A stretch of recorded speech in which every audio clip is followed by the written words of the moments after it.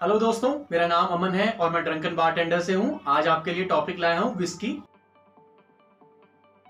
तो चलिए विस्की के ऊपर बात करते हैं। विस्की क्या है? विस्की एक डिस्टिल्ड अल्कोहलिक बीवरेज है जो कि फर्मेंटेड ग्रेन से बनती है। और ग्रेन्स कई तरह की होती है, राय, वीट, बार्ले, जौ, ऐसी कई तरह की वीट ग्रेन्स होती हैं जिससे विस्की बनती है। टिपिकली विस्की एक वुडन कास्ट बैरल के अंदर पकाई जाती है और पकती है कई सालों तक, जो कि कुछ व्हाइट ओक बैरल्स होते हैं उनसे ये बनती है। अलग अलग कंट्रीज में, शहरों में, सिटीज में इसके अलग अलग रूल होते हैं बनाने और बेचने के। ये रेगुलाइज्ड की जाते हैं गवर्नमेंट के थ्रू। तो ये मैं आपको बता दूं कि अगर यूएस है, यूएस में 40 अल्कोहल वॉल्यूम अगर उन्होंने कुछ स्टेट्स में, लिमिटेड स्टेट्स में फिक्स किया है तो वो उसी में बनना पड़ेगा। इंडिया में 42.8 है, तो वैसे ही इंडिया के सभी डिस्टिलर को रूल्स फॉलो करने पड़ेंगे। और फैक्ट बता दूं, आपने पढ़ा हुआ होगा कहीं बॉटल्स के लेबल में विस्की WHISKY और EY। तो मैं आपको बता दूं इनमें कुछ भी ऐसा कुछ खास नहीं है, कुछ भी डिफरेंशिएट कुछ ज्यादा इसमें कुछ भी ऐसा नहीं है। लेकिन ये कुछ फैक्ट कहे जाते हैं आयरलैंड, यूएस की तरफ से। आपको सबसे एक खास बात बताता हूं।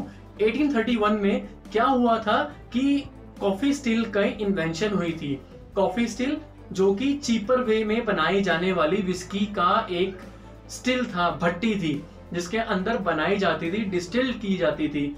तो आयरलैंड ने क्या किया? आयरलैंड ने इस प्रोसेस को नहीं माना और उन्होंने एक अलग तरीका निकाला कि हम WHISKEY ही लेकर चलेंगे, ताकि इसका मतलब हो बेस्ट क्वालिटी की विस्कीज हम बनाते हैं। वो लंबे प्रोसेस से डिस्टिलेशन को चलाते थे जिसका नाम था पोर्ट स्टिल। वो एक कॉपर स्टिल होता था और वो मैं आपको बता दूं कि एक सबसे महंगा प्रोसेस होता है और सबसे प्यूरिफाइड करने वाला प्रोसेस होता है। विस्की एक पुराने गैलिक वर्ड से आया है जिसका वर्ड का नाम था उस्क, UISQE और UISGE, जिसका मतलब था पानी। और उसके बाद जो अल्कोहल डिस्टिलेशन प्रोसेस को कहा जाता है बहुत पुरानी लैटिन लैंग्वेज में, इसका मतलब हुआ करता था वाटर ऑफ लाइफ। चलिए हिस्ट्री की तरफ चलते हैं।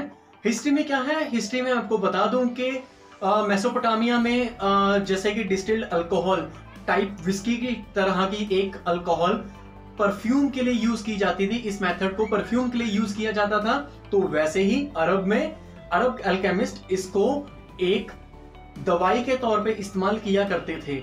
और उसके बाद चलते हैं 1490 की तरफ, 1400 की तरफ। एक राजा ने क्या किया था? स्कॉटलैंड में एक बहुत बड़ी पार्टी ऑर्गेनाइज करने के लिए उन्होंने बाहर से मॉल्ट मंगवाई, ग्रेन्स मंगवाई और उनको अपनी जगह में फर्मेंट किया, डिस्टिल किया और उन्होंने 500 बॉटल्स की ऑर्डरिंग दी। और उसके बाद ये स्कॉटलैंड में एक नाम निकल कर आया विस्की। और उसी तरह आयरलैंड में 17वीं सेंचुरी में इसका नाम आया जैसे चलन में। तो वैसे ही मैं आपको बता दूं जेमसन और ऐसी कई सारी बुशमिल्स डिस्टिलरी आप सुनते हैं, सच में वो बहुत ज्यादा कई सालों पुरानी है। ये उस वक्त की ही डिस्टिलरी है। और आपको बता दूं कि 1700 में एक चलन निकला था कि गवर्नमेंट ने विस्की के ऊपर बहुत ज्यादा टैक्स लेना शुरू कर दिया था। और यकीन मानिए इतना ज्यादा लेना शुरू कर दिया था कि कहीं ज्यादा डिस्टिलर्स इस टैक्स को ना देते हुए उन्होंने इलीगली इसे सेल करना शुरू कर दिया, अपने घरों में डिस्टिल्ड बनाना शुरू किया। वो क्या करते थे? डिस्टिलेशन से धुआं निकलता है और जब धुआं दिन में निकलेगा तो ऑब्वियसली बात है कि गवर्नमेंट को पता लग जाएगा कि यहाँ से कुछ ना कुछ ऐसी चीज बन रही है जो हमें नहीं पता है। तो वो रात को बनाते थे जिससे ना दिखे धुआं, कुछ ऐसी चीजें जो कि उन्हें पता चले। तो इस प्रोसेस को, इस एरा को, इस टाइम को और इस अल्कोहल को एक नाम दिया गया मूनशाइन।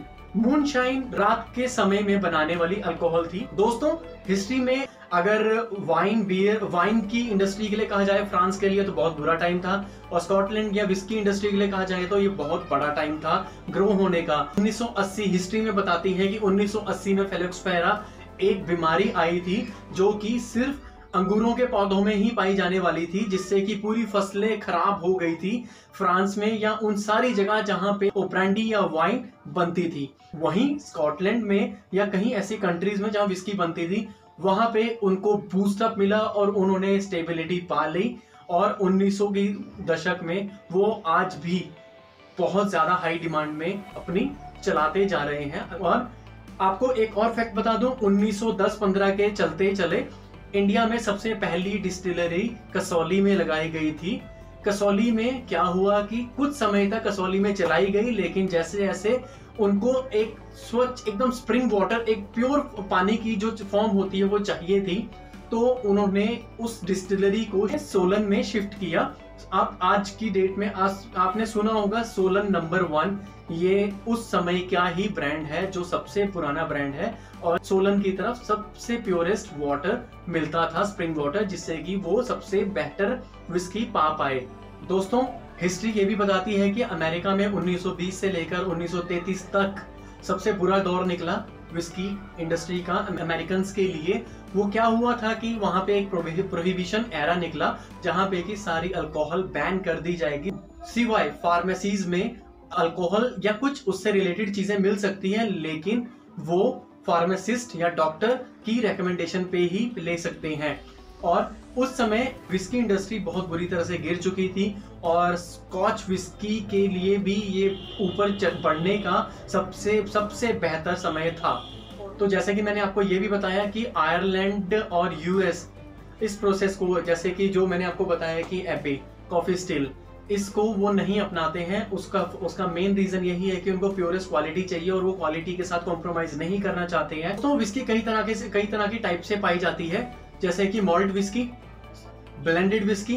ब्लेंडेड क्या होती है, कई तरह के ग्रेन से मिलकर विस्की बनती है, उनके मिक्सचर से, अलग अलग तरह के मिक्सचर से मिलाकर बनाई जाती है। Malt whisky, wheat whisky. Wheat whisky में क्या होता है कि सबसे पहले ये अलग अलग डिस्टिलरी से उनके मॉल्ट इकट्ठे किए जाते हैं, फिर उसके बाद वेट में इसे डिस्टिल किया जाता है। और single malt whisky, single malt single grain से ही सिंगल डिस्टिलरी से बनकर निकलेगी, उसे ही सिंगल मॉल्ट कहा जाता है। बर्बन विस्की में क्या होता है कि बर्बन विस्की 51% कॉर्न का इस्तेमाल करती है अपनी प्रोडक्शन में। तो वैसे ही राई विस्की क्या होती है, राई विस्की में 51% राई का होना जरूरी है। जैसे कि आपने जैक डेनियल का भी नाम सुना हुआ है, जैक डेनियल का अपना अलग फंडा है बनाने का। जैक डेनियल में टेनेसी आता है। टेनेसी क्या होता है, टेनेसी एक रीजन है, टेनेसी के अंदर जैक डेनियल बनती है। जैक डेनियल वर्ल्ड की सबसे ज्यादा बिकने वाली विस्की में से एक विस्की की कंपनी है। तो वो 51% अपनी विस्की में कॉर्न इस्तेमाल करते हैं और उसको फिल्टर करते हैं मेपल चार्ड से। मेपल ट्री होता है, उससे उसे फिल्टर किया जाता है। और जैक डेनियल का अपना ही अलग टेस्ट है, वो हल्का स्वीट एंड टेंजी स्मोक वो बहुत लाते हैं अपनी विस्की के अंदर। इंडिया की मैं आपको फैक्ट बताऊं, इंडिया के अंदर क्या होता है कि वो जैगरी का इस्तेमाल बहुत करते हैं अपने ग्रेन के साथ। गुड़, इसका इस्तेमाल वो बहुत करते हैं अपनी विस्की में। और जैसे कि दोस्तों मैं आपको बता रहा हूं कि अलग अलग कंट्रियां हैं, अलग अलग रूल होते हैं, वो अपनी फॉर्म, अपनी चीजें कभी सीक्रेट इंग्रेडिएंट नहीं बताते हैं। हाँ, ये जरूर होता है कि ग्रेन से बनती है, डिस्टिलेशन से, प्रोसेस से बनती है।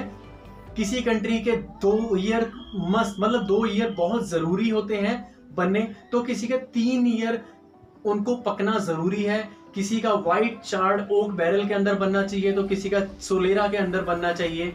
ये भी कास्ट बहुत मैटर करते हैं एक टेस्ट देने के लिए। स्मोकी कितना है, स्कॉटलैंड में सबसे ज्यादा स्मोकी विस्कीज मिलती हैं आपको। उनके अंदर कई तरह की बेरीज फ्लेवर्स मिलते हैं। चॉकी, अगर एक चौक, आपने चौकी फ्लेवर सुना होगा। चौकी फ्लेवर ऐसा कुछ नहीं होता, लेकिन चौकी फॉर्म होती है एक मिट्टी की, उसमें चौकी सा फ्लेवर आता है, ये होता है। ऐसे वनीला एसेंस भी इनके अंदर मिलता है, ब्लूबेरीज, रास्पबेरीज, ऐसे कई सारे फ्लेवर्स विस्की के टेस्ट नोट्स में मिलते हैं। तो ऐसे ही कई सारी कंट्रीज हैं जिनके अपने रूल्स होते हैं। तो जैसे मैं आपको बता दूं, कनाडा का 3 इयर्स कंपल्सरी है, मस्ट है ये, कि उनकी अल्कोहल है जो उनकी कास्ट में हो वो पकनी 3 साल के लिए जरूरी होती है। आयरलैंड की भी सेम ऐसी ही होती है। और स्कॉटलैंड के अंदर भी 2 इयर्स होते हैं, 3 इयर्स भी होते हैं। उनके अपने कैटेगरी में अपने रूल्स होते हैं।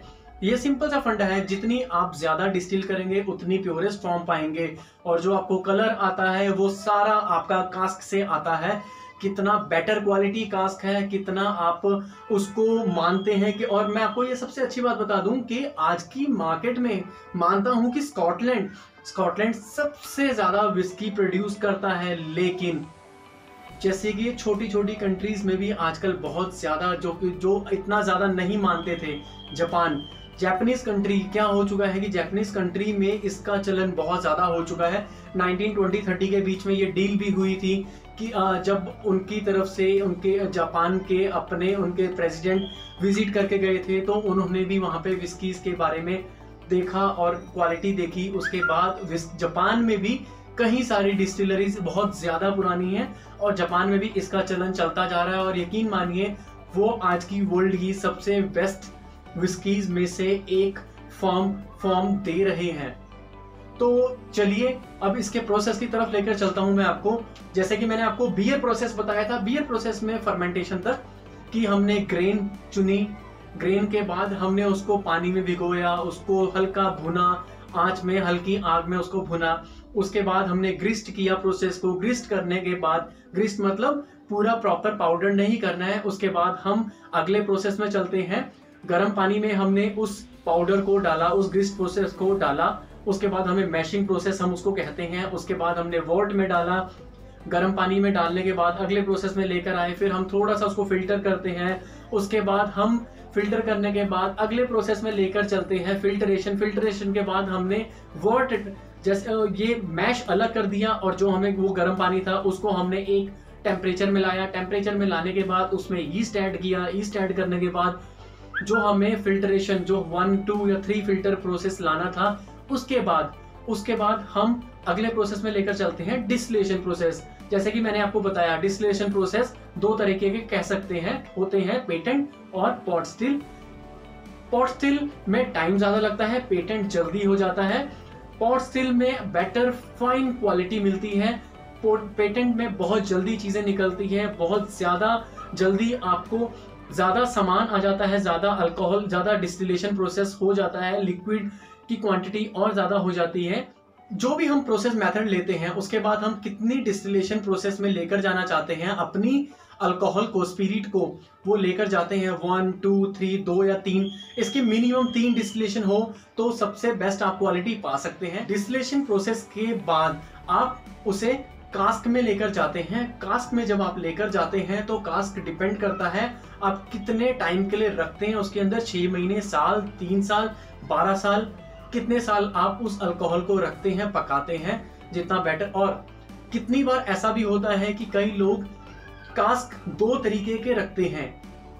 कितनी वैरायटी के, कैसी वैरायटी के आप कास्क यूज कर रहे हैं, कास्क आप रखते हैं, तो आप अपना टेस्ट किस क्वालिटी का लाना चाहते हैं। आप जैसे कि 1 साल के बाद अपनी वो अल्कोहल शिफ्ट करके अगली वैरायटी के कास्क में आप रख सकते हैं, तो और आपको बेटर उसके अंदर नोट्स ढूंढेंगे, मिलेंगे। तो इसके बाद आप बॉटलिंग प्रोसेस में जाते हैं, लेबलिंग करते हैं, और उसके बाद आप शिपिंग या सेल में लेकर जाते हैं, और उस तरीके से आपका विस्की प्रोसेस बनता है। और दोस्तों, मैं आशा करता हूं आपको ये टॉपिक बहुत अच्छा लगा होगा, और ऐसे ही टॉपिक मैं आपके लिए लेकर आता रहूंगा। होपफुली आपको ये अगर अच्छा लगा हो तो please like, share, subscribe, comment जरूर कीजिएगा। Thank you. मैं आपका दोस्त अमन।